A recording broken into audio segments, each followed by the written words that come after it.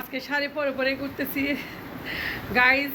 শাড়ি বাস করতে চলে আসলাম, সাথে শাড়িও পরে ফেলছি আপনাদের। গাইজ প্রচুর বৃষ্টি পড়তেছে, অনেক বৃষ্টি। আজকে মেয়েটা কোনো স্কুলে গেল, ছেলেটা যেতেও পারলো না। দেখেন প্রচুর বৃষ্টি।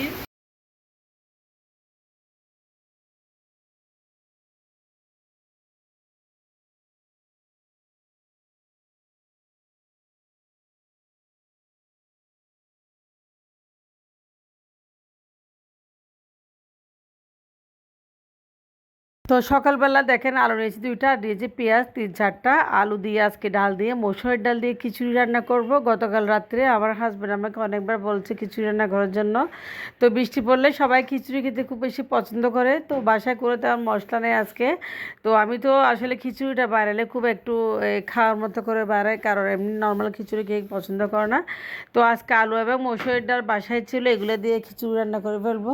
আর বাসায় কোনো সবজি নাই, সেক্ষেত্রে একটাই রান্না, কম্বাইন হিসেবে আমি খিচুড়ি রান্না করব। আর বাচ্চারা তো ডিম খায়, রেগুলার ডিম খায়, ডিম পোস্ট খায়, ডিম ভাজা খায়, ডিম অনেক ধরনের আমার ছেলে মেয়েরা খায়। যা হোক না, ডিম এখন খেতে খেতে ওরা পছন্দ করতেছে না। তো আমি ওদেরকে দেখেন খিচুড়ির সাথে কিছু আলু ভাজাও করে দেবো আজকে। তো খিচুড়ি ডাল এবং আলু দিয়ে খিচুড়ি রান্না করব। এখানে ডালের সাথে আলুগুলো ভালোভাবে ধুয়ে নিব। আর এখানে নিয়েছি পেঁয়াজ, রসুন আর এক টুকরা আদা নিয়েছি আমি। তো দেখেন ডাল এবং আলু ধুয়ে নিয়েছি, চুলে একটা হাঁড়ি বসিয়ে দিয়েছি, সয়াবিন তেল দিয়েছি, রান্নার তেল। তেল গরম হয়ে আসলাম, দিয়েছি এখানে 2টা তেজপাতা আর আদা রসুন পেঁয়াজ বাটা দিয়েছি, ভালোভাবে কষিয়ে নিচ্ছি। তেলের সাথে একটু ভেজে নিচ্ছি যাতে একটু ভালো ঘ্রাণ পাওয়া যায়। এক্ষেত্রে এখানে আমি দিয়ে দেবো এলাচ, দারচিনি, লং কিছুটা দিয়ে দিচ্ছি। তো সকালবেলার রান্নাটা আমরা এভাবে খাবো। আর আমরা আজকে পরোটা খেয়েছি, অফ ক্যামেরায় পরোটা বানিয়েছি, বাচ্চারাও খেয়েছে পরোটা। আমার ছেলে এখনও ঘুমাচ্ছে, সে উঠে না, মেয়েটা স্কুলে চলে গেছে। যা হোক না কেন, তো ওদিকে দেখেন খিচুড়িগুলো একদম আমি ডাল এবং আলু আর কিছু মরিচ মশলা দিয়ে কষিয়ে নেবো। এখানে দিয়েছি প্রথম হলুদ, আর আমি মরিচ বেটে নিয়েছি, গতকাল মরিচ বাটা দিয়েছি। আর সামান্য পরিমাণে এখানে আমি জিরার গুঁড়া আর গরম মশলা ব্যবহার করব, সেটা স্কিপ হয়ে গেছে আসলে।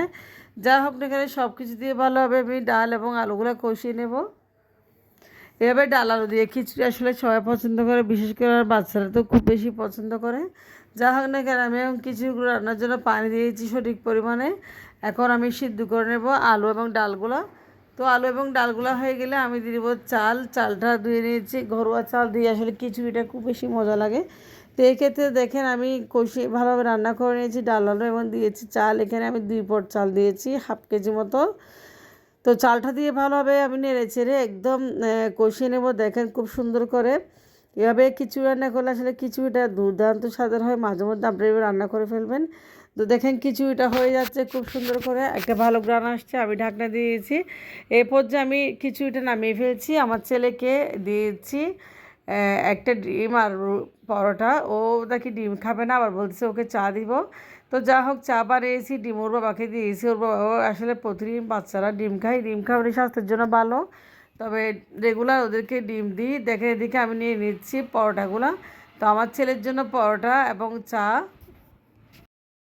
ছেলেকে পরোটা চা দিয়েছি। আমি এদিকে কিছু সালাদ বানিয়েছি, দেখেন টমেটো। আর এদিকে আমার হাজব্যান্ডকে আমি দুপুরের খাবারটা দিয়ে দিয়েছি। দেখেন এদিকে আমি একদম কতগুলো মরিচ শুকার দিতে পারি না, আসলে মরিচগুলো ধুয়ে ভুলে করে ফেলছি, অনেক কষ্ট। তো আজকে দুপুরে আমার হাজব্যান্ডকে খিচুড়ি দিয়েছি, সাথে দিয়েছি ডিম ভাজা।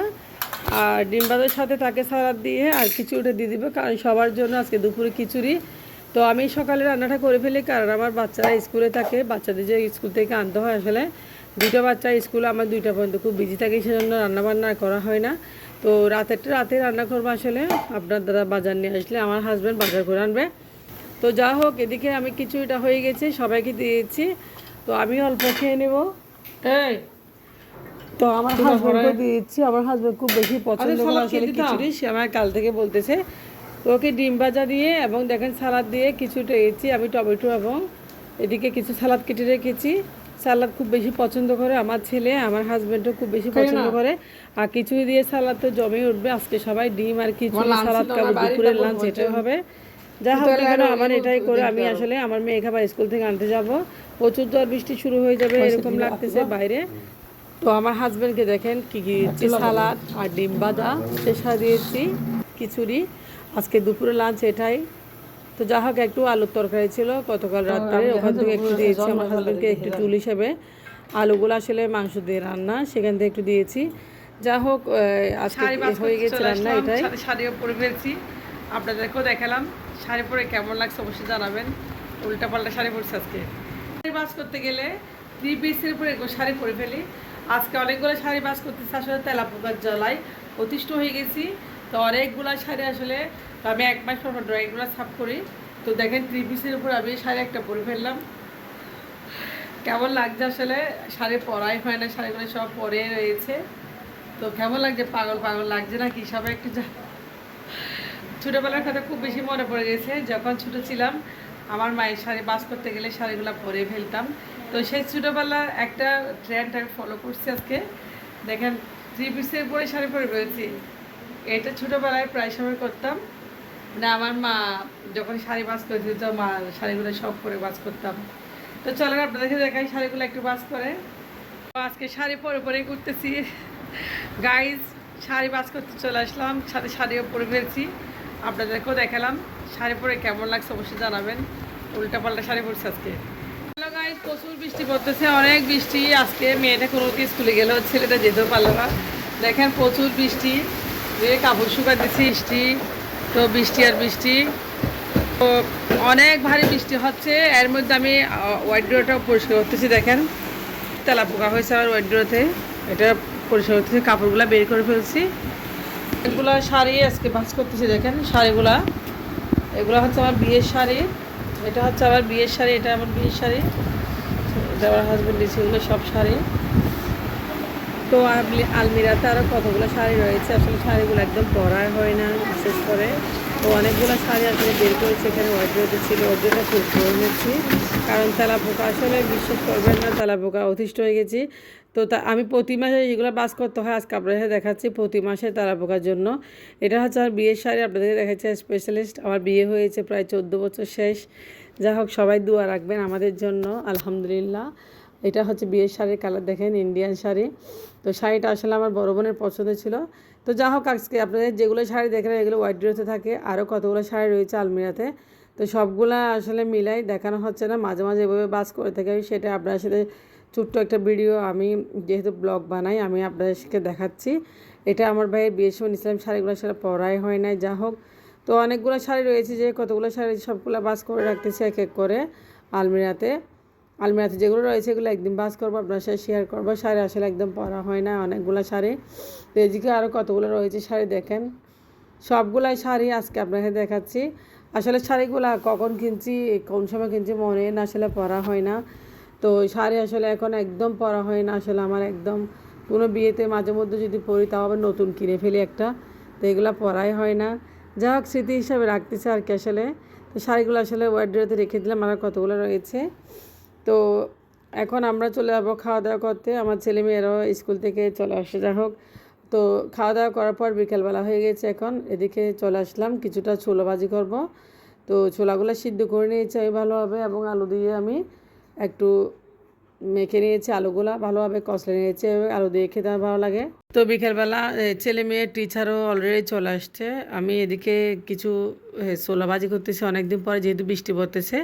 চনা বুট ভাজা তেমন হয় না আসলে, বাসায় কেউ খেতে চায় না। তো হলুদ দিয়ে একটু আদা রসুন দিয়ে ভালোভাবে চনা বুটটা ভাজি করি, আমার কাছে খুব বেশি ভালো লাগে। তো তো মাঝে মধ্যে খাই, আমার হাজব্যান্ড তো খায় না, সেজন্য আমি খাই। আমার ছেলেকেও অভ্যাস করেছি একটু খেতে, আমার ছেলে একটু খায়। তো ছোলা এবং আলু অনেক মজা লাগে আসলে, মাঝে মাঝে বৃষ্টি পড়লে ভাজা করতে ভালো লাগে। তো সব মশলা দিয়ে আমি কষিয়ে নিচ্ছি এখন ভালোভাবে। তো এইভাবে আমি ছোলা ভাজি আসলে আমার থেকে খুব বেশি ভালো লাগে। তো দেখেন আলুগুলো একদম কষলে নিয়েছি। তো মশলাটা কষানো হয়ে গেছে, চুলাগুলো আমি দিয়ে দিচ্ছি, উপর থেকে ছেড়ে দিচ্ছি, দেখেন খুব সুন্দর করে। তো এরকম ছোলা কাকে পছন্দ করেন খেতে বর্ষাকালে? আমার তো বর্ষাকালে ভালো লাগে, মুড়ি দিয়ে একদম শসা দিয়ে বেশি করে খুব বেশি ভালো লাগে। তো ঝাল ঝাল করে দেখেন একটা টমেটো কেটে দিয়েছি। তো এখন ছোলাগুলো ভেজে নেব, ছোলাগুলো আমি দিয়ে দিচ্ছি এখন। এভাবে ছোলা ভাজি করে আমি নেড়ে ছেড়ে ভালোভাবে কষিয়ে নেব, কষিয়ে আমি চুলাটা একটু দমে রাখবো, তারপর ছোলা ভাজিটা আসলে হয়ে যায়। দেখেন খুব সুন্দর করে ভেজে নিচ্ছি। তো এভাবে চুলাগুলো ভেজে নেব, দেখেন চুলাগুলো হয়ে গেছে, আমি কিছুক্ষণ জন্য দমে রাখবো। তো আজকের ভিডিওটা কেমন লাগছে সবাই অবশ্যই কমেন্টস করবেন, আর ভালো লাগলে লাইক এবং শেয়ার করবেন। তো চ্যানেলটি সাবস্ক্রাইব করবেন। আল্লাহ হাফেজ।